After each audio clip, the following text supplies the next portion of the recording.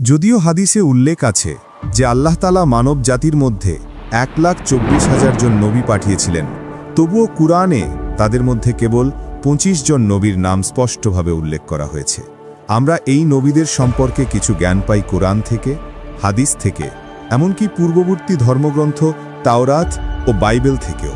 তবে অনেকে জানেন না এদের প্রত্যেককে কোন জাতির কাছে পাঠানো হয়েছিল, তারা কোন অঞ্চলে বাস করতেন এবং আজকের পৃথিবীতে সেই স্থানগুলো কোথায় অবস্থিত। আমরা এই ভিডিওতে একটা সংক্ষিপ্ত কিন্তু জ্ঞান সমৃদ্ধ ভ্রমণে যাব, যেখানে জানব কোরআনে উল্লেখিত এই 25 জন নবী কারা ছিলেন, তারা কোথায় প্রেরিত হয়েছিলেন, আর আজকের মানচিত্রে সেই ভূমিগুলো কোথায় অবস্থিত। তারা আমাদের মতোই মানুষ ছিলেন, তাদের পরিবার ছিল, তাদের ইচ্ছা অনুভূতি ছিল, কিন্তু তারা তাদের জীবন উৎসর্গ করেছিলেন আল্লাহর বার্তা প্রচারের মিশনে। আল্লাহ তাদের সকলের প্রতি শান্তি বর্ষণ করুন। শুরু করার আগে অনুগ্রহ করে আমাদের চ্যানেলটি সাবস্ক্রাইব করুন এবং ভিডিওটি লাইক করুন, যেন আরও মানুষ এই জ্ঞান থেকে উপকৃত হতে পারেন। আদম আলাইহিসসালাম। আদম আলাইহিসসালাম মানবজাতির প্রথম মানুষ এবং প্রথম নবী। আল্লাহ তাআলার আদেশে তাকে সৃষ্টি করা হয়েছিল বিভিন্ন প্রকার মাটির সমন্বয়।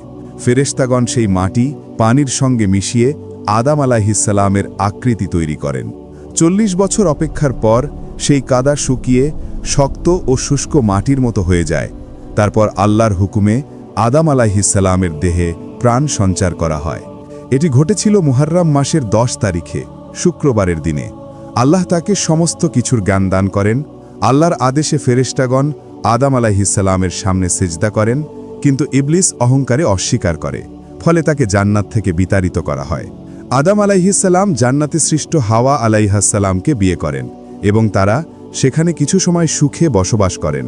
কিন্তু তারা যখন নিষিদ্ধ বৃক্ষের ফল ভক্ষণ করেন, তখন তাদের জান্নাত থেকে পৃথিবীতে অবতরণ করা হয়। আদম আলাইহিসসালাম নিজের ভুল বুঝতে পারেন এবং আন্তরিকভাবে তাওবা করেন, আর আল্লাহ তার তাওবা কবুল করেন। আল্লাহ আদম আলাইহিসসালামকে পৃথিবীতে তার প্রতিনিধি খলিফা হিসেবে নিযুক্ত করেন। অনেক বছর হাওয়া আলাইহিসসালাম থেকে বিচ্ছিন্ন থাকার পর তারা আবার আরাফাতে মিলিত হন এবং সেখানে কাবা নির্মাণ করেন। আদম আলাইহিসসালাম নবী হিসেবে মনোনীত হন এবং তাকে আল্লাহ একটি ছোট কিতাব দান করেন, যাতে 10টি পৃষ্ঠা ছিল।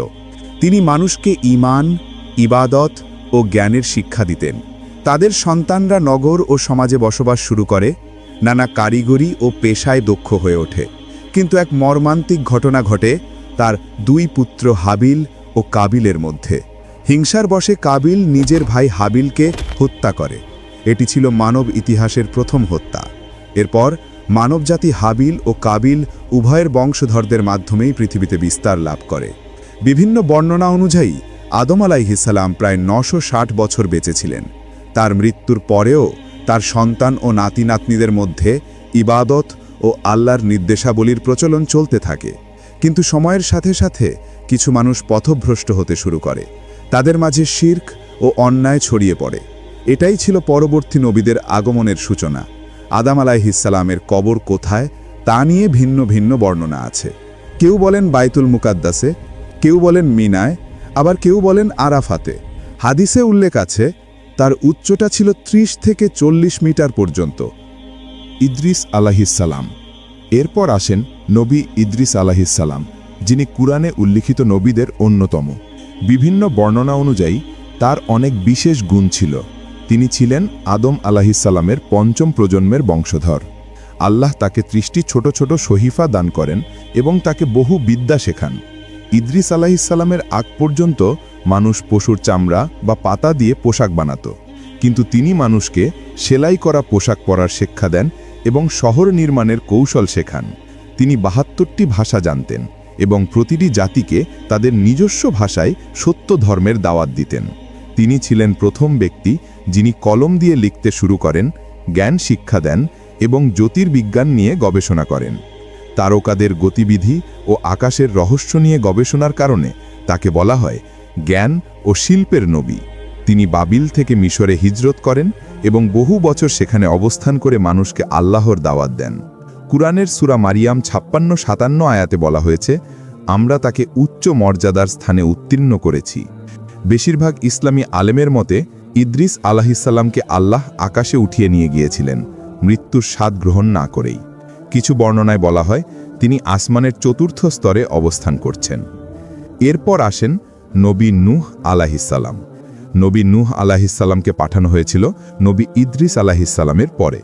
ইসলামী ইতিহাসবিদরা বলেন তাকে ইরাকের মৌসুল অঞ্চলের এক জনগোষ্ঠীর কাছে প্রেরণ করা হয়েছিল। তার জাতি ছিল মূর্তি পূজক।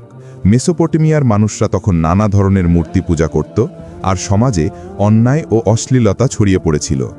নূহ আলাহিসাল্লাম 50 বছর বয়সে নবুয়ত লাভ করেন। তিনি তার জাতিকে 950 বছর ধরে আল্লাহর একত্ববাদে বিশ্বাস করার আহ্বান জানান, কিন্তু খুব অল্প কিছু মানুষই তার দাওয়াত গ্রহণ করেছিল।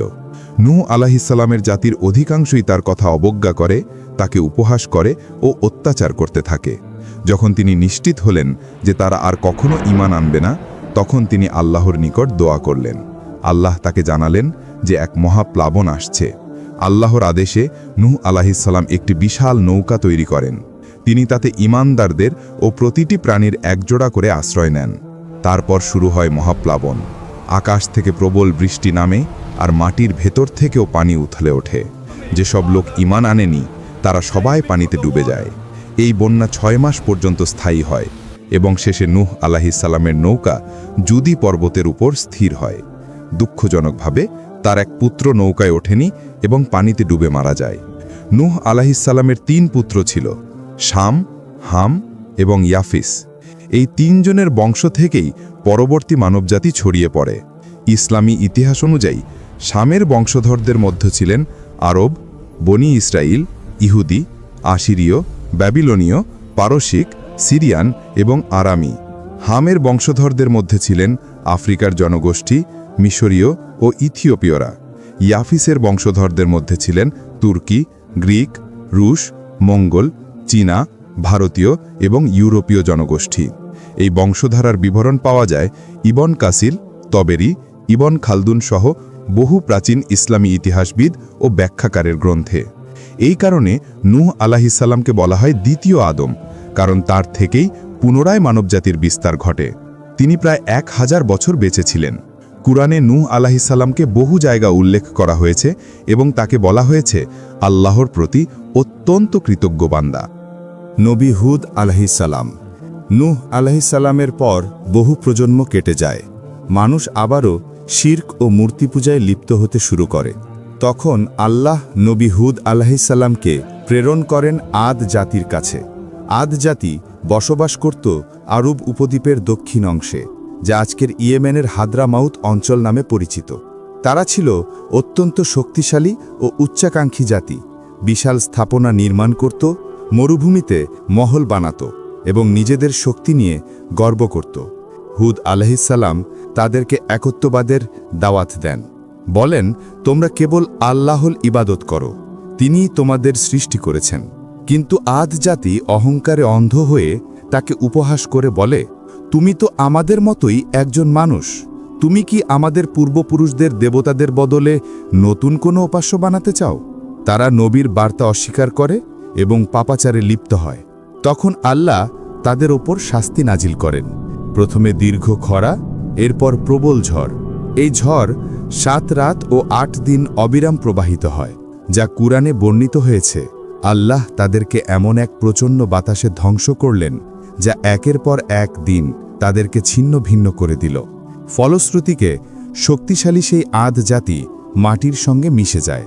বলা হয়, হুদ আলাইহিসসালাম এবং তার অল্প সংখ্যক অনুসারীরা রক্ষা পান এবং পরবর্তীতে হাদ্রামাউত অঞ্চলে বসতি স্থাপন করেন।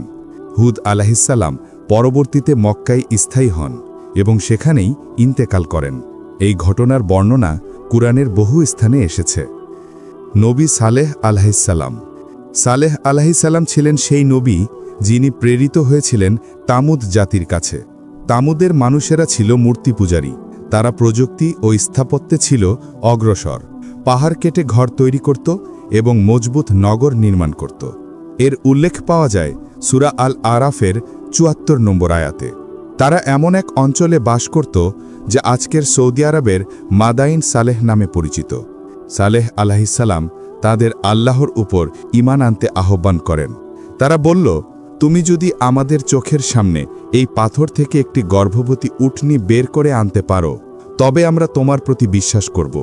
সালেহ আলাইহিসসালাম আল্লাহর কাছে দোয়া করলেন এবং অলৌকিকভাবে সেই পাথর ফেটে বেরিয়ে এলো একটি বিশাল উটনী। এটি ছিল আল্লাহর পক্ষ থেকে একটি স্পষ্ট নিদর্শন। উটনীর দুধ এত বেশি হতো যে পুরো জাতি তাতে তৃষ্ণা মেটাতে পারত। কিন্তু জাতির নেতারা বলল, যদি এই উটনী বেঁচে থাকে তবে সালেহের প্রভাব বাড়বে, মানুষ আর আমাদের কথা শুনবে না। তারা রাতে গোপনে ষড়যন্ত্র করে উটনীটিকে হত্যা করল। এটি কেবল একটি প্রাণী হত্যাই ছিল না, বরং আল্লাহর এক নিদর্শনকে ধ্বংস করা ছিল। এরপর আল্লাহ তাদের 3 দিনের সময়সীমা দিলেন সতর্কতা হিসাবে। এই সময়ের মধ্যে সালেহ আলাইহিসসালাম ও বিশ্বাসীরা শহর ছেড়ে চলে যান। 3য় দিনে এক প্রচণ্ড শব্দ ও ভয়াবহ ভূমিকম্প তামুদ জাতিকে ধ্বংস করে দেয়।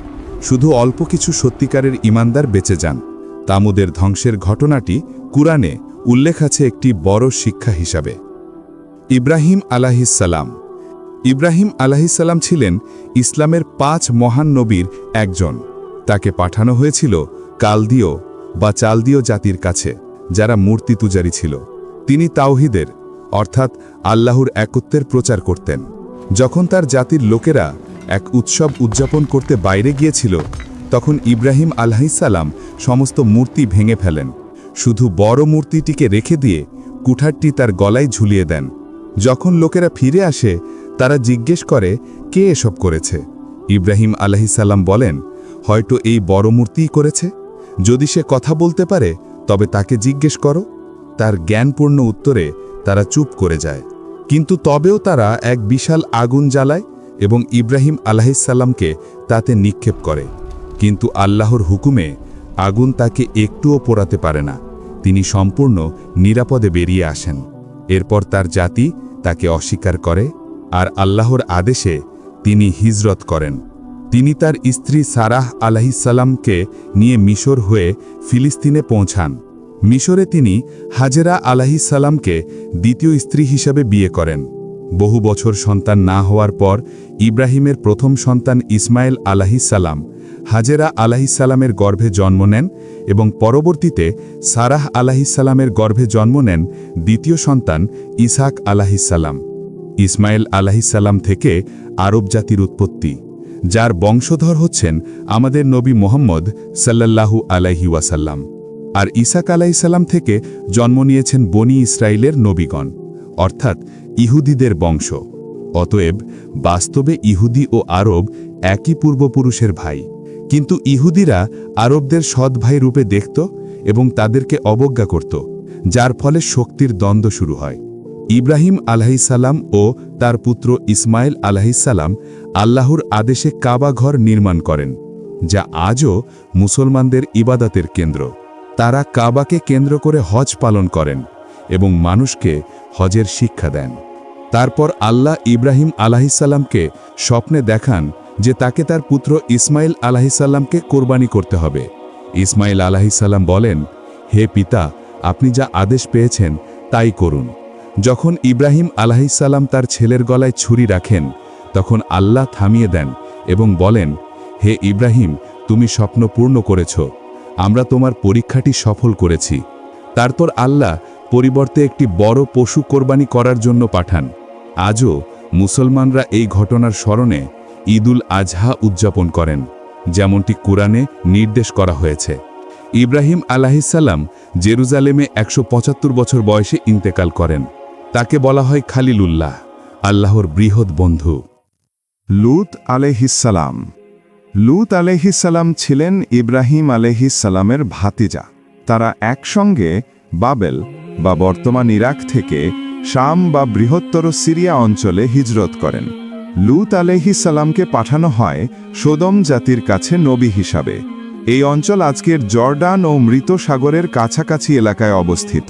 এই ঘটনাগুলো ঘটেছিল নূহ আলাইহিসসালামের প্লাবনের কয়েক শতাব্দী পর, খ্রিস্টপূর্ব 2000 সালের দিকে, যখন মেসোপটেমীয় সভ্যতাগুলির উত্থান ঘটছিল। লূত আলাইহিসসালামের হাতে অলৌকিকভাবে একাধিক মুজিজা প্রকাশ পায়। তিনি পরিষ্কার আকাশ থেকে বৃষ্টি নামাতেন, পাথরের সঙ্গে কথা বলতেন। এগুলো তার নবুয়তের প্রমাণ ছিল। কিন্তু সোদমবাসীরা মূর্তি পূজা করত এবং এমন এক লজ্জাজনক কাজে লিপ্ত হয়েছিল যা পৃথিবীতে আগে কখনো দেখা যায়নি। পুরুষে পুরুষে যৌনাচার। এগুলো শুধুমাত্র ব্যক্তিগত পাপ ছিল না, বরং তারা এই কাজ অন্যদের উপর জোর করে চাপিয়ে দিত। তারা ছোট ছেলেদের উপর নির্যাতন করত ও দাসে পরিণত করত। ধনী পুরুষরা তরুণ ছেলেদের নিজেদের সম্পত্তি হিসেবে ব্যবহার করত। তারা পথ বন্ধ করে ভ্রমণকারীদের ধরে এনে যৌন নির্যাতন করত। এটি কেবল ব্যক্তিগত পাপ ছিল না, বরং এক প্রকার সংগঠিত সামাজিক অত্যাচারে পরিণত হয়েছিল। কোরআনে তাদের আচরণের বর্ণনা এসেছে এইভাবে: তোমরা পুরুষদের কাছে যাও, পথ বন্ধ করো এবং তোমাদের সমাবেশে অশ্লীল কাজ করো। লূত আলাইহিস সালাম তাদের সঠিক পথে আহ্বান করেন, কিন্তু তারা আরও উদ্ধত হয়ে ওঠে। তারা লূত আলাইহিস সালাম ও তার পরিবারকে শহর থেকে তাড়ানোর হুমকি দেয়। একদিন আকাশে 3 জন অপরিচিত লোক আগমন করেন।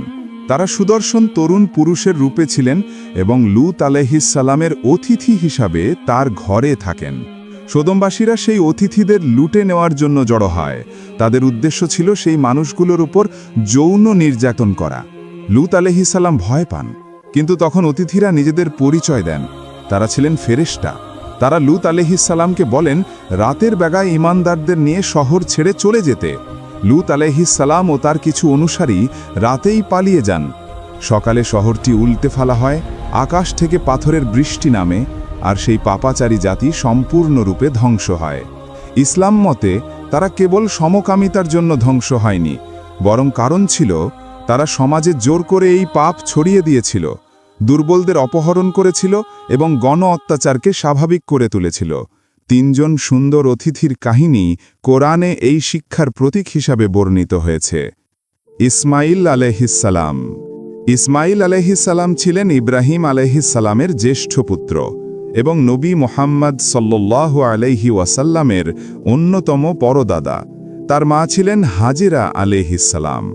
ইব্রাহিম আলাইহিস সালাম আল্লাহর আদেশে হাজেরা ও শিশুপুত্র ইসমাইলকে মক্কায় রেখে ফিরে যান। যখন হাজেরা আলাইহিস সালাম পানির খোঁজে সফা ও মারোয়া পাহাড়ের মাঝে দৌড়াচ্ছিলেন, তখন অলৌকিকভাবে মাটির নিচ থেকে জামজামের পানি থেটে বের হয়। ইসমাইল আলাইহিস সালাম বড় হয়ে ওঠার পর তাকে নবী করে পাঠানো হয় জুরহুম জাতির কাছে। তিনি তাদের আল্লাহর ধর্ম শিক্ষা দেন, মানুষকে ইবাদতের আহ্বান করেন, নমাজ পড়া ও জাকাত দেওয়া শেখান। তার ছিল অসাধারণ তীরন্দাজি ও ঘোড়াসওয়ারির দক্ষতা। হাদিস গ্রন্থগুলোতে উল্লেখ আছে যে ইসমাইল আলাইহিস সালামই আরবি ভাষাকে পুনরুজ্জীবিত ও প্রতিষ্ঠিত করেন। তার অলৌকিক ঘটনাগুলোর মধ্যে ছিল কাঁটাযুক্ত গাছে ফল ফলানো এবং ভেড়াগুলোকে দুধ দান করানো। তিনি মক্কাতেই ইন্তেকাল করেন এবং কাবা শরীফের পাশে হিজের এলাকায় সমাহিত হন। ইসহাক আলাইহিস সালাম। ইসহাক আলাইহিস সালাম ছিলেন ইব্রাহিম আলাইহিস সালামের দ্বিতীয় পুত্র। তার মা ছিলেন সারা আলাইহিস সালাম। ইসহাক আলাইহিস সালাম নবী হিসাবে প্রেরিত হন কানালের ভূমিতে, যা আজকের ফিলিস্তিনে পরিচিত। তিনি তার ভাই ইসমাইল আলাইহিস সালামের সঙ্গে মক্কা সফর করেন এবং পরে তার পিতার ধর্ম প্রচার করেন। কোরআনে তাকে বলা হয়েছে একজন উত্তম বান্দা, সৎ, সত্যবাদী এবং আল্লাহর প্রতি নিবেদিত। তিনি ছিলেন নবী ইয়াকুব আলাইহিস সালামের পিতা। তার অলৌকিক ঘটনাগুলোর মধ্যে ছিল প্রাণীদের তার নবুয়তের সাক্ষ্য দেওয়া, তার দোয়ার বরকতে একটা পাহাড়ের সরে যাওয়া এবং মৃত প্রাণীদের জীবিত হয়ে ওঠা। তিনি 120 বছর বয়সে ফিলিস্তিনে ইন্তেকাল করেন। তার কবর অবস্থিত হেব্রন শহরে, যেখানে তার পিতা ইব্রাহিম আলাইহিস সালামের কবরও আছে। ইয়াকুব আলাইহিস সালাম। ইয়াকুব আলাইহিস সালাম ছিলেন ইব্রাহিম আলাইহিস সালামের পৌত্র ও ইসহাক আলাইহিস সালামের পুত্র। তার উপাধি ছিল ইসরায়েল এবং তার বংশধরদের বলা হয় বনি ইসরায়েল, অর্থাৎ ইসরায়েলের সন্তানরা। তার ছিল 12 পুত্র, যাদের বংশ থেকেই ইসরায়েলি গোত্রগুলোর উৎপত্তি হয়। তাকে নবী হিসেবে পাঠানো হয়েছিলেন কানানের ভূমিতে। তিনি মানুষকে আল্লাহর একত্বে বিশ্বাস করতে আহ্বান করেন। তার পুত্র ইউসুফ আলাইহিস সালামের প্রতি গভীর ভালোবাসার কারণে অন্য ছেলেরা হিংসা করেছিল। এ ঘটনাটি ছিল ইয়াকুব আলাইহিস সালামের জন্যে এক কঠিন পরীক্ষা। কুরআনে ইয়াকুব আলাইহিস সালামকে ধৈর্যশীল নবীদের একজন হিসেবে উপস্থাপন করা হয়েছে। যখন তিনি তার পুত্রকে হারালেন, তখন তিনি অভিযোগ না করে বলেছিলেন, আমি শুধু আমার দুঃখ ও কষ্ট আল্লাহর কাছেই প্রকাশ করি। সূরা ইউসুফ ৮৬। মৃত্যুর সময় তিনি তার ছেলেদের জিজ্ঞেস করেন, আমার পর তোমরা কাকে উপাসনা করবে? তারা উত্তর দেয়, আমরা উপাসনা করব তোমার প্রভুর এবং তোমার পিতা ইব্রাহিম, ইসমাইল ও ইসহাকের প্রভুর। একমাত্র সত্য আল্লাহর। ইয়াকুব আলাইহিসসালাম মিশরে মৃত্যুবরণ করেন, কিন্তু তার ইচ্ছা অনুযায়ী তাকে ফিলিস্তিনে নিয়ে গিয়ে তার পিতা ইসহাক আলাইহিসসালামের পাশে কবর দেওয়া হয়। ইউসুফ আলাইহিসসালাম। ইউসুফ আলাইহিসসালাম ছিলেন ইয়াকুব আলাইহিসসালামের পুত্র এবং তাকে প্রেরণ করা হয়েছিল মিশরের জনগণের কাছে নবী হিসেবে। ছোটবেলায় তিনি তার মাকে হারান এবং পিতার স্নেহে বড় হন। একদিন তিনি স্বপ্নে দেখেন এবং তার বাবাকে গিয়ে বলেন, হে আমার পিতা, আমি স্বপ্নে দেখেছি 11টি তারা, সূর্য ও চাঁদ সবাই আমাকে সজদা করছে। সূরা ইউসুফ ৪। এই স্বপ্ন ছিল ভবিষ্যতের ইঙ্গিত। তিনি নবী হবেন এবং মর্যাদায় উঁচু অবস্থানে পৌঁছাবেন। ইউসুফ আলাইহিসসালামের সুন্দর চরিত্র ও পিতার ভালোবাসা তার ভাইদের মধ্যে হিংসা জাগায়। হিংসার বশে তারা তাকে এক কূপে ফেলে দেয়। একটি কাফেলা তাকে খুঁজে পায় এবং মিশরে দাস হিসেবে বিক্রি করে দেয়। মিশরের রাজকর্মচারী আজিজ তাকে কিনে নেন এবং নিজ গৃহে লালন পালন করেন। সবাই ইউসুফ আলাইহিসসালামের সৌন্দর্য, সততা ও পবিত্রতার প্রশংসা করত। যখন ইউসুফ আলাইহিসসালাম যুবক হন, তখন আজিজের স্ত্রী জুলাইখা তাকে প্রলুব্ধ করার চেষ্টা করেন, কিন্তু ইউসুফ আলাইহিসসালাম নিজের মর্যাদা রক্ষা করে পালিয়ে যান। যদিও সত্য প্রকাশ পায়, তবুও তাকে অন্যায়ভাবে কারাগারে পাঠানো হয়। কারাগারেও তিনি আল্লাহর একত্বের দাওয়াত দিতে থাকেন, বন্দীদের নৈতিকতা শেখান ও চিন্তার দিক নির্দেশনা দেন। তিনি 2 বন্দীর স্বপ্নের ব্যাখ্যা দেন এবং তাদের একজন পরবর্তীতে রাজদরবারে চাকরি পায়। বছর কেটে যায়। একদিন রাজা এক অদ্ভুত স্বপ্ন দেখেন, যার ব্যাখ্যা কেউ দিতে পারে না। তখন লোকেরা ইউসুফ আলাইহিসসালামের কথা মনে করে। ইউসুফ আলাইহিসসালাম স্বপ্নের ব্যাখ্যা দেন, 7 বছর প্রচুর ফলন হবে, এরপর 7 বছর ভয়াবহ দুর্ভিক্ষ আসবে। সূরা ইউসুফ ৪৭। তার সঠিক ব্যাখ্যার কারণে মিশর দুর্ভিক্ষের জন্য প্রস্তুতি নেয়, আর ইউসুফ আলাইহিসসালামকে দেশের ধনভাণ্ডারের দায়িত্ব দেওয়া হয়। দুর্ভিক্ষ শুরু হলে তার ভাইয়েরা খাদ্যের সন্ধানে মিশরে আসে। ইউসুফ আলাইহিসসালাম তাদের চিনে ফেলেন, কিন্তু তারা তাকে চিনতে পারে না। তিনি চতুরতার সঙ্গে তার ছোট ভাই বেনিয়ামিনকে নিজের কাছে রাখেন। পরে নিজের পরিচয় প্রকাশ করেন, পুরো পরিবারকে মিশরে নিয়ে আসেন এবং তার পিতার অন্ধত্ব আল্লাহর কৃপায় দূর হয়ে যায়। তিনি ভাইদের ক্ষমা করে দেন, যদিও তারা তার সাথে খারাপ আচরণ করেছিল। তিনি তাদের বলেন, আজ তোমাদের জন্য কোনো দোষ নেই, আল্লাহ তোমাদের ক্ষমা করুন। সূরা ইউসুফ ৯২। এটি কুরআনের অন্যতম শক্তিশালী ক্ষমার দৃষ্টান্ত। পরিবারের সঙ্গে পুনর্মিলিত হয়ে এবং মিশরে সর্বোচ্চ মর্যাদায় পৌঁছেও ইউসুফ আলাইহিসসালাম সর্বদা আল্লাহর সান্নিধ্যের আকাঙ্ক্ষা করতেন। তার হৃদয়স্পর্শী দোয়া কুরআনে সংরক্ষিত আছে। হে আমার প্রতিপালক, আপনি আমাকে রাজ্য দিয়েছেন এবং ঘটনার বিশ্লেষণের জ্ঞান শিখিয়েছেন। আসমান ও জমিনের স্রষ্টা, আপনি এই দুনিয়া ও আখিরাতে আমার অভিভাবক। আমাকে মুসলিম হিসেবে মৃত্যু দিন এবং সৎকর্মশীলদের সঙ্গে মিলিয়ে দিন। সূরা ইউসুফ ১০১। এটি প্রকৃত দাসত্ব ও দুনিয়া থেকে বিচ্ছিন্নতার চূড়ান্ত উদাহরণ। ইউসুফ আলাইহিসসালাম মৃত্যুর পর জেরুজালেমের কাছাকাছি এলাকায় সমাহিত হন। শুয়াইব আলাইহিসসালাম। শুয়াইব আলাইহিসসালামকে নবী হিসেবে পাঠানো হয়েছিল মাদিয়ন ও আইকার জনগণের কাছে। মাদিয়ন ছিল আজকের জর্ডান ও উত্তর পশ্চিম সৌদি আরবের মধ্যবর্তী অঞ্চল। তার মিষ্ট ভাষা ও প্রভাবশালী উপস্থাপনার জন্য তাকে বলা হয় নবীদের বক্তা, খাতিবুল আম্বিয়া। তার জাতি বাণিজ্যে জড়িত ছিল, কিন্তু তারা মূর্তি পূজা করত এবং প্রতারণা, ঘাটতি মাপ, সুদ ও দুর্নীতিতে লিপ্ত ছিল। তিনি তাদের আল্লাহর একত্বে বিশ্বাস ও ন্যায়ের পথে আহ্বান করেন। তিনি বলেন, ন্যায় বিচারের সঙ্গে পূর্ণ মাপ ও ওজন দাও, মানুষের অধিকার খাটো করো না এবং পৃথিবীতে ফাসাদ সৃষ্টি করো না। সূরা আল আরাফ। কিন্তু তার জাতি তাকে উপহাস করে বলে, হে শুয়াইব, তুমি কি আমাদের পিতৃপুরুষদের ধর্ম ত্যাগ করতে বলছো, নাকি আমাদের সম্পত্তির বিষয়ে যা খুশি তা করতে নিষেধ করছো? সূরা হুদ। শুআইব আলাইহিসসালাম সতর্ক করে দেন যে আল্লাহর শাস্তি 3 দিনের মধ্যেই আসবে। 3 দিন পর ভয়ঙ্কর ভূমিকম্পে তারা সবাই ঘরে ঘরে নিস্তেজ হয়ে পড়ে। সূরা হুদ। আইকার জনগণও বণিক ছিল এবং মাদিয়নের মতো একই রকম দুর্নীতিতে লিপ্ত ছিল। তাদের শাস্তি ছিল ভিন্ন। প্রথমে কয়েকদিন প্রবল গরম পড়ে, তারপর আকাশ অন্ধকার হয়, যেন ছায়া আসছে, কিন্তু সেই ছায়া থেকেই আসে ভয়ঙ্কর আগুনের শাস্তি। আকাশ থেকে আগুন নেমে এসে তাদের সবাইকে ধ্বংস করে দেয়। পরে শুআইব আলাইহিসসালাম ঈমানদারদের সঙ্গে মাদিয়ানে ফিরে আসেন। তার সাক্ষাৎ হয় নবী মূসা আলাইহিসসালামের সঙ্গে, যিনি পরবর্তীতে তার এক কন্যাকে বিয়ে করেন। বর্ণনা অনুযায়ী শুআইব আলাইহিসসালাম 242 বছর জীবিত ছিলেন। আজও জর্ডানের ওয়াদি শুআইব এলাকায় তার মাজার রয়েছে। আইয়ুব আলাইহিসসালাম। আইয়ুব আলাইহিসসালামকে নবী হিসেবে পাঠানো হয়েছিল বনি ইসরায়েলের কাছে। তিনি ছিলেন ধনী, দানশীল, ধার্মিক ও আল্লাহর প্রতি কৃতজ্ঞ। আল্লাহ তাকে দয়া ও কঠিন পরীক্ষায় উভয়েই পরীক্ষা করেন। প্রথমে তার সম্পদ হারান, এরপর সন্তানরা মারা যায়, শেষে তার শরীরে ভয়ঙ্কর রোগ হয়, সারা দেহ ঘায়ে ভরে যায়। শুধু তার স্ত্রী ধৈর্য ধরে তার সেবা করতে থাকেন। শয়তান যত ফিসফিসি করুক, তিনি আল্লাহর উপর পূর্ণ ভরসা রাখেন। কখনো অভিযোগ করেননি, শুধু আল্লাহর কাছেই কষ্ট প্রকাশ করেছেন। যখন আল্লাহ তার ধৈর্য দেখলেন, তার দোয়া কবুল করলেন।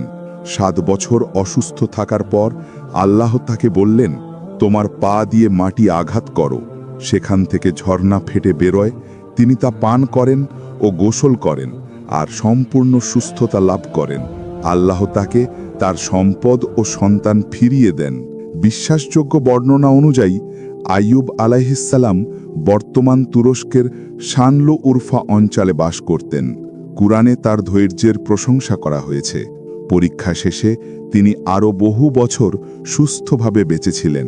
তার কাহিনী আমাদের শেখায়, সবচেয়ে কঠিন সময়েও আল্লাহর প্রতি আশা ও ইবাদত কখনো ত্যাগ করা যাবে না।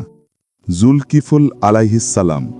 জুলকিফুল আলাইহিসসালাম ছিলেন বনি ইসরায়েল বা ইসরায়েলের সন্তানদের কাছে প্রেরিত নবীদের একজন।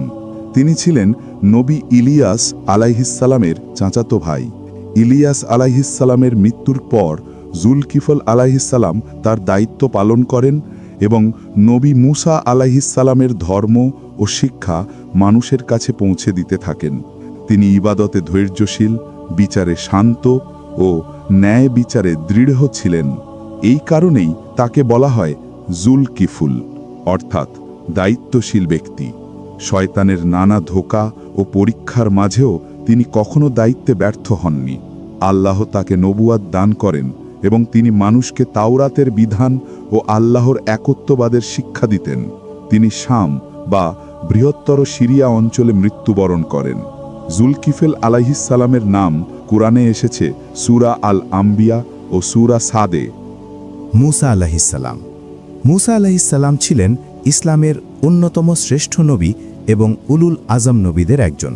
তাকে পাঠানো হয়েছিল বনি ইসরায়েলের কাছে। তিনি জন্মগ্রহণ করেন এমন এক সময়ে যখন বনি ইসরায়েল মিশরে ফেরাউনের দাসত্বে ছিল। সেই সময়ের ফেরাউন স্বপ্নে বা ভবিষ্যৎবাণীতে জানতে পারে বনি ইসরায়েলের এক ছেলে তার সিংহাসনের পতন ঘটাবে। তখন সে আদেশ দেয়, বনি ইসরায়েলের পরিবারে জন্ম নেওয়া প্রতিটি ছেলে শিশুকে হত্যা করো। আল্লাহ মূসার মাকে ওহী করে বলেন, তাকে স্তন্যপান করাও, আর যখন তার জন্য ভয় পাও তখন তাকে নদীতে ভাসিয়ে দিও। ভয় করো না, দুঃখ করো না, আমরা তাকে তোমার কাছে ফিরিয়ে দেব এবং তাকে নবীদের একজন করব। সূরা আল কাসাস 28-7।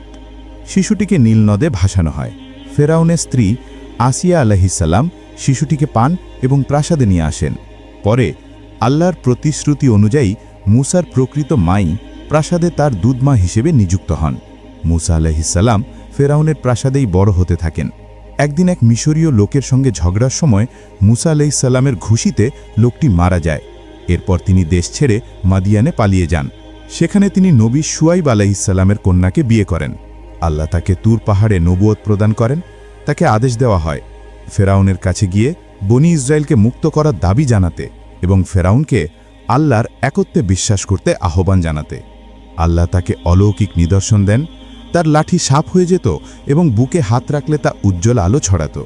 এই নিদর্শনগুলো নিয়ে মুসা আলাইহিসসালাম ফেরাউনের কাছে যান, কিন্তু ফেরাউন তার বার্তা অস্বীকার করে নিজেকে প্রভু বলে ঘোষণা দেয়। সে মুসাকে জাদুকর বলে অভিযুক্ত করে এবং দেশ জুড়ে সমস্ত জাদুকরদের একত্র করে মুসার বিরুদ্ধে প্রতিযোগিতা আয়োজন করে। মুসা তার লাঠি নিক্ষেপ করলে তা এক বিশাল সাপে রূপ নেয় এবং জাদুকরদের সব ভেলকি গিলে ফেলে। জাদুকররা বিস্মিত হয়ে সাথে সাথে ঈমান আনয়ন করেন, কিন্তু ফেরাউন তাদের সবাইকে হত্যা করে ফেলে। এরপর আল্লাহ মুসাকে নির্দেশ দেন, বনি ইসরায়েলকে নিয়ে মিশর থেকে বেরিয়ে যাও। ফেরাউন বিশাল সৈন্যবাহিনী নিয়ে তাদের পিছু নেয়। যখন তারা সাগরের তীরে এসে পড়ে, মুসা আলাইহিসসালাম বলেন, আমার প্রভু আমার সঙ্গে আছেন, তিনি আমাকে পথ দেখাবেন। সূরা শুরার ৬২। আল্লাহ তাকে আদেশ করেন, লাঠি দিয়ে সাগরে আঘাত করো। সাগর দ্বিখণ্ডিত হয়ে যায়। বনি ইসরায়েল নিরাপদে পার হয়।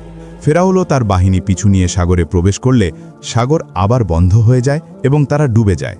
আল্লাহ বলেন, আজ আমরা তোমার দেহ সংরক্ষণ করব যাতে তুমি পরবর্তীদের জন্য নিদর্শন হও। সূরা ইউনুসের ৯২। পরে মুসা আলাইহিসসালাম আবার তুর পাহাড়ে আহ্বান পান এবং সেখানে তিনি ওহী লাভ করেন। আল্লাহ তাকে তাওরাত দান করেন। কিন্তু মুসা আলাইহিসসালাম পাহাড়ে অবস্থানকালে তার অনুপস্থিতিতে শামিরি নামের এক ব্যক্তি মানুষদের অলঙ্কার গলিয়ে একটি সোনার বাছুর তৈরি করে এবং তাতে মূর্তি পূজা শুরু হয়। মুসা আলাইহিসসালাম ফিরে এসে এই দৃশ্য দেখে প্রচণ্ড ক্রুদ্ধ হন। তিনি আল্লাহর কাছে দোয়া করেন। পরবর্তীতে শামিরিকে কঠিন শাস্তি দেওয়া হয় আর জনগণ তওবা করে। তার পুরো জীবন জুড়ে মুসা আলাইহিসসালাম বনি ইসরায়েলকে আল্লাহর বিধান শিক্ষা দিতেন। তাদের অভিযোগ এবং অকৃতজ্ঞতার মাঝেও তিনি ধৈর্য ধরতেন। তিনি পবিত্র ভূমিতে প্রবেশের আশা করেছিলেন, কিন্তু আল্লাহ তাকে অনুমতি দেননি। আল্লাহ বলেন, তোমরা ৪০ বছর এ ভূমিতে নিষিদ্ধ থাকবে। সূরা আল মাইদার ২৬। মুসা আলাইহিসসালাম মরুভূমিতে মৃত্যুবরণ করেন। কোরআনে তার কবরস্থান উল্লেখ নেই। হাদিসে বলা হয়েছে তার দেহ বাইতুল মকদিস বা জেরুজালেমের কাছাকাছি স্থানে স্থানান্তরিত করা হয়। হারুন আলাইহিসসালাম। হারুন আলাইহিসসালাম ছিলেন বনি ইসরায়েলের নবী এবং মুসা আলাইহিসসালামের ভাই। তিনি কোমল হৃদয়ের অধিকারী ছিলেন, বক্তৃতায় দক্ষ এবং বিষয়গুলো ব্যাখ্যা করতেন মুসা আলাইহিসসালামের চেয়েও সাবলীলভাবে। তিনি মিশরে জন্মগ্রহণ করেন এবং ফেরাউনের শাসনাধীনে বড় হন। যখন মুসা আলাইহিসসালাম নবুয়ত লাভ করেন, হারুন আলাইহিসসালামকেও নবী হিসেবে মনোনীত করা হয়। তারা একসঙ্গে ফেরাউনের কাছে গিয়ে সত্য ধর্মের প্রচার করেন। যখন তারা লাল সাগর অতিক্রম করেন, মুসা আলাইহিসসালাম তুর পাহাড়ে যান। সেই সময় হারুন আলাইহিসসালাম জনগণের দায়িত্ব পালন করেন। কিন্তু শামিরি মানুষদের বিপথে নিয়ে গিয়ে সোনার বাছুরের পূজা শুরু করায় হারুন আলাইহিসসালাম যতই সতর্ক করেন, তাদের সম্পূর্ণভাবে থামাতে পারেননি। হারুন আলাইহিসসালাম দীর্ঘ সময় মরুভূমিতে তার জাতির সঙ্গে অবস্থান করেন এবং মুসা আলাইহিসসালামের আগেই মৃত্যুবরণ করেন। বলা হয় তার কবর জাবাল হারুন নামক পাহাড়ে অবস্থিত। দাউদ আলাইহিসসালাম। দাউদ আলাইহিসসালাম ছিলেন বনি ইসরায়েলের নবী ও রাজা। তিনি ইয়াকুব আলাইহিসসালামের বংশধর এবং সুলাইমান আলাইহিসসালামের পিতা। তিনি জেরুজালেমে জন্মগ্রহণ, জীবনযাপন ও মৃত্যুবরণ করেন। আল্লাহ তাকে জবুর গ্রন্থ দান করেন এবং তাকে দেন এক অসাধারণ শক্তিশালী ও সুন্দর কণ্ঠস্বর। তিনি তালুতের সৈন্যদলে যুদ্ধ করে জালুত বা গোলায়াতকে হত্যা করেন, যার ফলে তিনি রাজা হন। তিনি ন্যায় বিচারের সঙ্গে শাসন করেন, জেরুজালেমকে রাজধানী করেন ও বহু ভূখণ্ড জয় করেন। তার অন্যতম অলৌকিক ক্ষমতা ছিল আগুন ছাড়াই লোহা নরম করা। তিনি দিনে রোজা রাখতেন, রাতে ইবাদত করতেন। তার নাম কুরআনের বহু স্থানে উল্লেখ আছে। সুলাইমান আলাইহিসসালাম। সুলাইমান আলাইহিসসালামকে আল্লাহ দান করেছিলেন মহান জ্ঞান, অনন্য শক্তি ও সুবিশাল রাজত্ব। কোরআনে তাকে ন্যায়পরায়ণ শাসক ও এমন নবী হিসেবে বর্ণনা করা হয়েছে যিনি বাতাসকে নিয়ন্ত্রণ করতেন, প্রাণী ও জিনদের ভাষা বুঝতেন। তিনি জেরুজালেমের কাছেই জন্মগ্রহণ করেন। বাতাস ও প্রাণীরা তার আদেশ মেনে চলত। তিনি প্রজ্ঞার সঙ্গে শাসন করতেন, মসজিদুল আকসা সম্পূর্ণ করেন ও জ্ঞান ও শিল্পকে উৎসাহ দিতেন। জিনরা তার জন্য কাজ করত রাজপ্রাসাদ, দুর্গ ও মূর্তি নির্মাণে, সমুদ্রের গভীরে ডুব দিয়ে মুক্তা আহরণে এবং রাজ্যের নানা সেবায়। হুদহুদ পাখি তাকে জানায় যে সাবা রাজ্যের মানুষ, যাদের মধ্যে ছিলেন রানী বিলকিস, তারা সূর্য পূজা করছে। সুলাইমান আলাইহিসসালাম তাকে ইসলামে দাওয়াত দেন। যখন বিলকিস তার প্রাসাদে আসেন, সুলাইমান আলাইহিসসালাম তার সিংহাসন মুহূর্তেই নিয়ে আসেন। এ দৃশ্য দেখে বিলকিস বলেন, হে আমার প্রভু, আমি নিজের প্রতি অন্যায় করেছি। এখন আমি সুলাইমানের সঙ্গে আল্লাহর কাছে আত্মসমর্পণ করছি, যিনি সকল জগতের প্রতিপালক। সূরা আন-নামল ৪৪। সুলাইমান আলাইহিসসালাম বাতাসে সফর করতেন, প্রাণীর ভাষা বুঝতেন এবং তার সেনাবাহিনীতে মানুষ, পশু ও জিন সবাই অন্তর্ভুক্ত ছিল। জীবনের শেষ সময়ে তিনি লাঠিতে ভর দিয়ে দাঁড়িয়ে থাকা অবস্থায় মৃত্যুবরণ করেন। কেউ বুঝতেও পারেনি, যতক্ষণ না তার লাঠি পচে ভেঙে পড়ে, তখন তার দেহ নিচে পড়ে যায়। এভাবে জিনরা বুঝতে পারে যে তারা অদৃশ্য জগৎ সম্পর্কে কিছুই জানে না। বর্ণনা অনুযায়ী তিনি বাইতুল মাকদিস বা জেরুজালেমের কাছাকাছি এলাকায় মৃত্যুবরণ করেন এবং তার কবরও ওই এলাকাতেই অবস্থিত বলে ধারণা করা হয়। ইলিয়াস আলাইহিসসালাম। নবী ইলিয়াস আলাইহিসসালামকে বনি ইসরাইলের কাছে পাঠানো হয়েছিল বর্তমান লেবানন অঞ্চলে। কিছু বর্ণনা অনুযায়ী তিনি নবী হারুন আলাইহিসসালামের বংশধর ছিলেন। সে সময় বনি ইসরাইলের লোকেরা বাল নামে এক মিথ্যা দেবতার উপাসনা করছিল। ইলিয়াস আলাইহিসসালাম তাদের একমাত্র আল্লাহ ইবাদতে আহ্বান জানান, কিন্তু তারা তা প্রত্যাখ্যান করে। ফলস্বরূপ দেশে দুর্ভিক্ষ ও নানা বিপর্যয় দেখা দেয়। পরে যখন লোকেরা তওবা করে ও ঈমান আনে, ইলিয়াস আলাইহিসসালাম আল্লাহর কাছে দোয়া করেন, বৃষ্টি নামে, রহমত ফিরে আসে। কিন্তু কিছু সময় পর আবার মানুষ বিপথে যায়। তারা আবার শিরক, অনাচার ও বাল পূজায় লিপ্ত হয়। ইলিয়াস আলাইহিসসালাম তাদের পুনরায় সতর্ক করেন, কিন্তু এবার তাদের অস্বীকার আরও কঠোর হয়। এই সময়ের মধ্যে ইলিয়াস আলাইহিসসালাম এক অলৌকিকভাবে আল ইয়াসা নামের এক অসুস্থ ছেলেকে সুস্থ করেন। আল ইয়াসা আলাইহিসসালাম তার ওপর ঈমান আনেন এবং পরে নিজেও নবী হন। যখন মানুষ আরও বিদ্রোহী হয়ে ওঠে, ইলিয়াস আলাইহিসসালামের জীবনের শেষ সময় ঘনিয়ে আসে। তার মৃত্যুর পর আল্লাহর আদেশে আল ইয়াসা আলাইহিসসালামকে নবী হিসেবে মনোনীত করা হয়। আল ইয়াসা আলাইহিসসালাম। কুরআনে তার নাম 2 বার উল্লিখিত হয়েছে। তাওরাতে তাকে বলা হয় এলিশা। তিনি ইলিয়াস আলাইহিসসালামের দাওয়াতের কাজ চালিয়ে যান, মানুষকে এক আল্লাহর ইবাদতে আহ্বান জানাতে থাকেন। কিন্তু কিছু সময় পর্যন্ত লোকেরা পথভ্রষ্টই থাকে। আল ইয়াসা আলাইহিসসালাম ধৈর্য ও দৃঢ়তার সঙ্গে কাজ চালিয়ে যান। তিনি ন্যায়পরায়ণ নেতা ও শক্তিশালী নবী হিসেবে পরিচিত হন। একসময় তার জনগণ পুনরায় সত্যের পথে ফিরে আসে। আল্লাহ তাকে অলৌকিক ক্ষমতা দান করেন, রোগীদের সুস্থ করা এবং দুর্ভিক্ষের সময় দোয়ার মাধ্যমে খাদ্য ও পানি প্রচুর পরিমাণে পাওয়া। কিন্তু যখন বানি ইসরায়েল আবার অবাধ্য হয়, আল্লাহ আশিরীয়দের পাঠান তাদের শাস্তি দিতে। তবুও আল ইয়াসা আলাইহিসসালাম মৃত্যুর পূর্ব পর্যন্ত নিজ জাতিকে সাহায্য করে যান এবং আল্লাহর আদেশে জুলকিফ আলাইহিসসালামকে তার উত্তরসূরি নিযুক্ত করেন। বর্ণনা অনুযায়ী আল ইয়াসা আলাইহিসসালাম দীর্ঘ জীবন লাভ করেন এবং শান্তিপূর্ণভাবে মৃত্যুবরণ করেন। তার কবর শাম অঞ্চলে বা আলেপ্পোর কাছাকাছি বলে ধারণা করা হয়, তবে সুনির্দিষ্ট অবস্থান নিশ্চিত নয়। ইউনুস আলাইহিসসালাম। নবী ইউনুস আলাইহিসসালামকে প্রেরণ করা হয়েছিল নিনাওয়া নগরীর মানুষের কাছে, যা ছিল আশিরীয় সাম্রাজ্যের রাজধানী। নিনাওয়ার মানুষ মূর্তি পূজা করত। ইউনুস আলাইহিসসালাম বহু বছর ধরে তাদের তাওহীদের দাওয়াত দিতে থাকেন, কিন্তু তারা তাকে মিথ্যাবাদী বলে অভিযুক্ত করে এবং বার্তা প্রত্যাখ্যান করে। ইউনুস আলাইহিসসালাম তাদের আল্লাহর শাস্তির বিষয়ে সতর্ক করেন, আর আল্লাহ তাদের সময় দেন। কিন্তু যখন শাস্তির সময় ঘনিয়ে আসে বলে মনে হয়, ইউনুস আলাইহিসসালাম মনে করেন তার কাজ শেষ হয়েছে এবং আল্লাহর অনুমতি ছাড়াই শহর ত্যাগ করেন, যা ছিল এক বিচারে ভুল সিদ্ধান্ত। তিনি একটি জাহাজে আরোহণ করেন, কিন্তু ভয়াবহ ঝড় শুরু হয়। লটারি টানা হলে 3 বারই তার নাম আসে। তাকে ঝড়ের কারণ মনে করে সমুদ্রে ফেলে দেওয়া হয়। একটি বিশাল মাছ তাকে গিলে ফেলে। মাছের পেটের অন্ধকারে, রাত, সাগর আর মাছের গভীরতায় তিনি আল্লাহর কাছে আন্তরিকভাবে দোয়া করেন, লা ইলাহা ইল্লা আনতা সুবহানাকা ইন্নী কুনতু মিনাজ জালিমিন। সূরা আল আনবিয়া 87। আল্লাহ তার তওবা কবুল করেন মাছ তাকে তীরে এনে নিরাপদে ফেলে দেয়। তিনি জীবিত অবস্থায় বেঁচে যান এবং দ্রুত নিনাওয়ায় ফিরে আসেন। এদিকে তার চলে যাওয়ার পর নিনাওয়ার মানুষ শাস্তির লক্ষণ অনুভব করে। ভয় পেয়ে সবাই একত্রে তওবা করে এবং আল্লাহর দিকে ফিরে আসে। যখন ইউনুস আলাইহিসসালাম ফিরে আসেন, লোকেরা তাকে আনন্দের সঙ্গে স্বাগত জানায় এবং নতুনভাবে ঈমান নবায়ন করে। তারা কুরআনে একমাত্র জাতি হিসেবে বর্ণিত যারা সমষ্টিগত তওবার মাধ্যমে পুরো জাতি হিসেবে রক্ষা পেয়েছিল। সূরা ইউনুস ৯৮। ইউনুস আলাইহিসসালাম মানুষকে আল্লাহর বিধান শিক্ষা দিতেন এবং ৮৩ বছর বয়সে মৃত্যুবরণ করেন। কুরআনে তার কবরের স্থান উল্লেখ নেই, তবে বর্ণনা মতে সম্ভাব্য স্থানগুলো হল মৌসুল, লেবানন এবং ফিলিস্তিন। যখন রাসূলুল্লাহ সাল্লাল্লাহু আলাইহি ওয়াসাল্লাম তাইফ থেকে দুঃখভারাক্রান্ত মনে ফিরে আসছিলেন, তিনি নবী ইউনুস আলাইহিসসালামের কাহিনী স্মরণ করেন এবং তাতে সান্ত্বনা পান। তার কাহিনীর শিক্ষা হল, কখনো আশা হারিও না, নিরাশ হারাম। আল্লাহ যখনই চান তখনই মুক্তির পথ খুলে দেন। একটি জাতি যদি একসঙ্গে তওবা করে তাহলে তারা একত্রে রক্ষা পেতে পারে।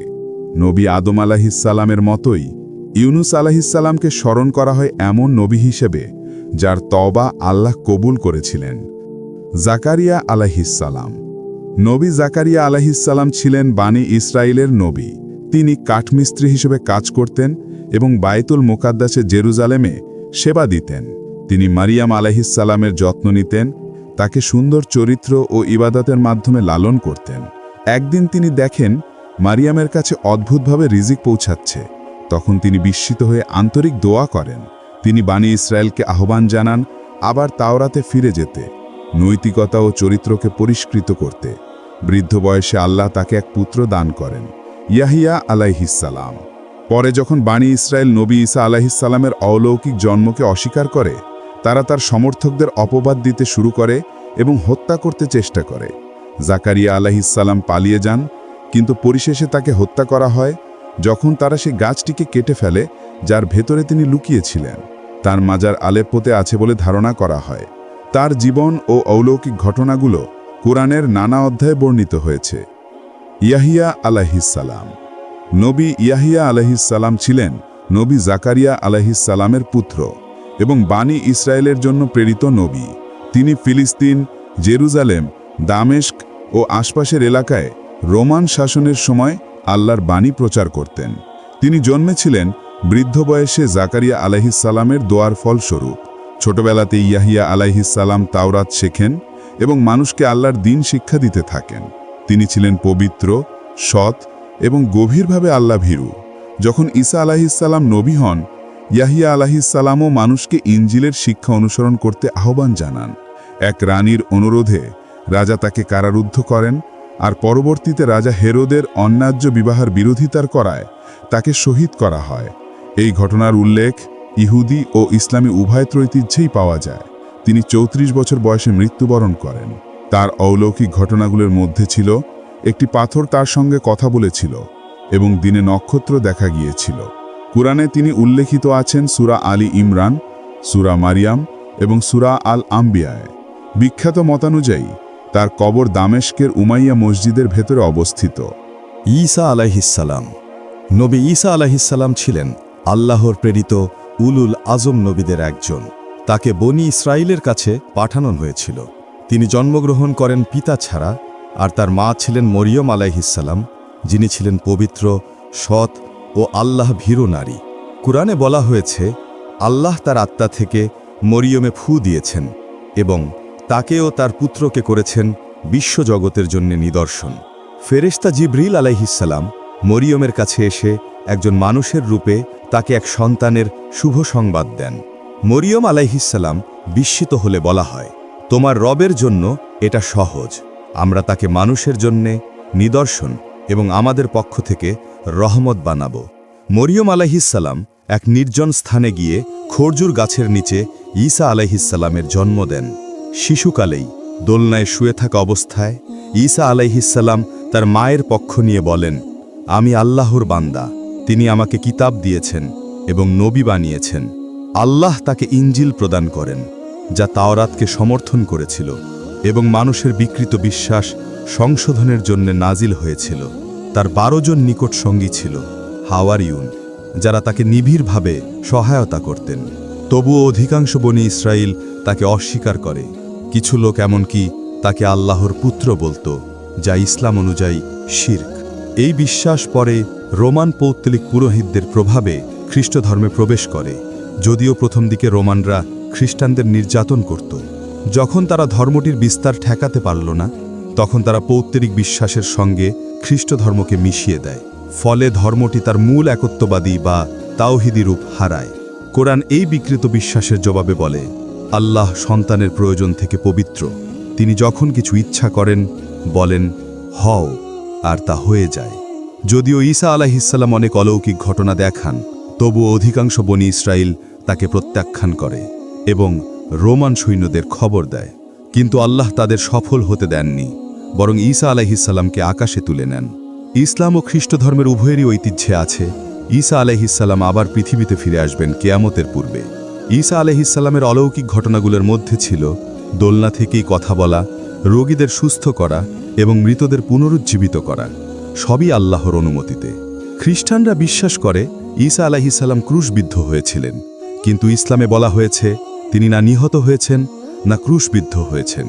আল্লাহ তাকে আকাশে তুলে নিয়েছেন এবং একদিন তিনি ফিরে আসবেন দাজ্জালের বিরুদ্ধে যুদ্ধ করতে এবং মানুষকে একত্র করে ইসলামের পতাকার নিচে ঐক্যবদ্ধ করতে। তার এই প্রত্যাবর্তনের ফলে অনেক খ্রিস্টান ইসলাম গ্রহণ করবে। মুহাম্মদ সাল্লাল্লাহু আলাইহি ওয়াসাল্লাম। নবী মুহাম্মদ সাল্লাল্লাহু আলাইহি ওয়াসাল্লাম ছিলেন আল্লাহর সর্বশেষ নবী, যাকে পাঠানো হয়েছিল সমস্ত মানবজাতি ও জগতের প্রতি রহমত হিসেবে। তিনি 570 খ্রিস্টাব্দে মক্কায় জন্মগ্রহণ করেন। তার পিতা ছিলেন আবদুল্লাহ, মাতা আমিনা রাদিয়াল্লাহ।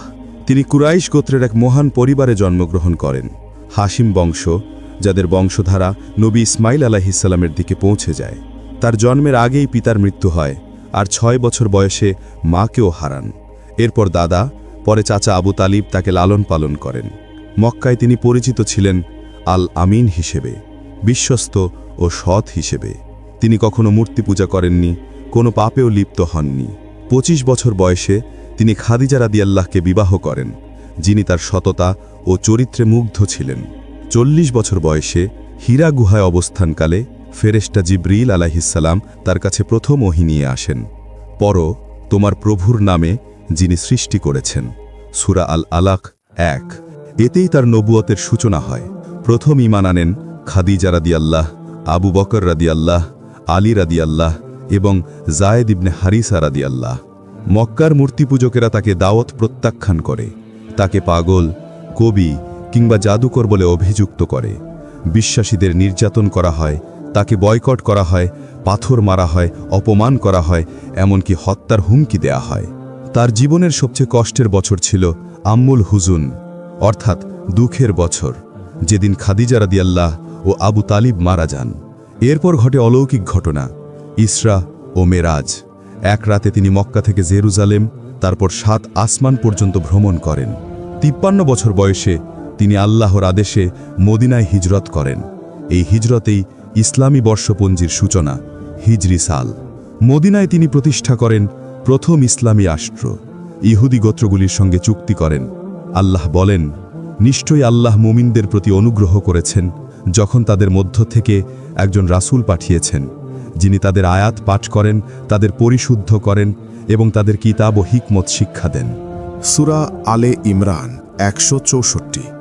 ইসলামের প্রধান ঐতিহাসিক ঘটনা, বদরের যুদ্ধ, 625 খ্রিস্টাব্দে উহুদের যুদ্ধ, 627 খ্রিস্টাব্দে খন্দকের যুদ্ধ, 628 খ্রিস্টাব্দে হুদাইবিয়ার চুক্তি, 628 খ্রিস্টাব্দে খাইবারের বিজয়, 630 খ্রিস্টাব্দে মক্কা বিজয়। 63 বছর বয়সে তার শেষ হজে তিনি প্রায় 1,40,000 সাহাবীর সামনে বিদায় হজের খুতবা প্রদান করেন। সেখানে তিনি গোত্রীয় প্রতিশোধের প্রথা বাতিল করেন, নারীর অধিকার ঘোষণা করেন এবং উম্মতকে নির্দেশ দেন কুরআন ও সুন্নাহ আঁকড়ে ধরতে। তখন আল্লাহ এই আয়াত নাজিল করেন, আজ আমি তোমাদের জন্য তোমাদের ধর্ম পূর্ণ করলাম। সূরা আল মাঈদা 3। 632 খ্রিস্টাব্দে তিনি আয়েশা রাদিয়াল্লাহের ঘরে ইন্তেকাল করেন। তার মাথা ছিল তার স্ত্রীর কোলে। তার পবিত্র কবর অবস্থিত মসজিদে নববীতে, যা পরিচিত রাউজা মুবারক নামে। নবী মুহাম্মদ সাল্লাল্লাহু আলাইহি ওয়াসাল্লাম মানুষকে শিক্ষা দিয়েছেন তাওহিদ বা এক আল্লাহর ইবাদত, উত্তম চরিত্র, ন্যায় বিচার ও দয়া। তিনি ছিলেন এতিম, কিন্তু রেখে গেছেন সর্বশ্রেষ্ঠ উত্তরাধিকার, কোরআন ও সুন্নাহ। তিনি বলেছেন, আমার এমন একটি দল থাকবে যারা আমাকে না দেখেও ঈমান আনবে, তারাই আমার ভাই। তার সর্বশ্রেষ্ঠ মুজিজা হল কুরআন, আল্লাহর পক্ষ থেকে নাজিলকৃত এমন এক কিতাব যা অর্থ, প্রজ্ঞা ও ভাষা শৈলীতে অতুলনীয়। যারা বলে এটি আল্লাহর পক্ষ থেকে নয়, কুরআন নিজেই চ্যালেঞ্জ ছুড়ে দিয়েছে, এর মতো একটি সূরা এনে দেখাও। কিন্তু ইতিহাসে কেউ কখনো তা করতে পারেনি, একটি সূরাও নয়। এই চ্যালেঞ্জ আজও বহাল আছে। মুহাম্মদ সাল্লাল্লাহু আলাইহি ওয়াসাল্লাম ছিলেন উম্মি, তিনি পড়তে বা লিখতে পারতেন না। তবুও এমন একটি নিখুঁত, পরিপূর্ণ ও গভীর গ্রন্থ এনেছেন যা মানবজাতির জন্য চিরকালীন পথনির্দেশ। তার আনা বার্তা মানুষের হৃদয় বদলে দিয়েছে, সভ্যতাকে পাল্টে দিয়েছে, এবং আজও সেই ঐশী আলো একই উজ্জ্বলতায় বিকশিত হয়ে আছে। আমরা আমাদের ভিডিওর শেষে চলে এসেছি। আমাদের ভিডিওটি দেখার জন্য ধন্যবাদ।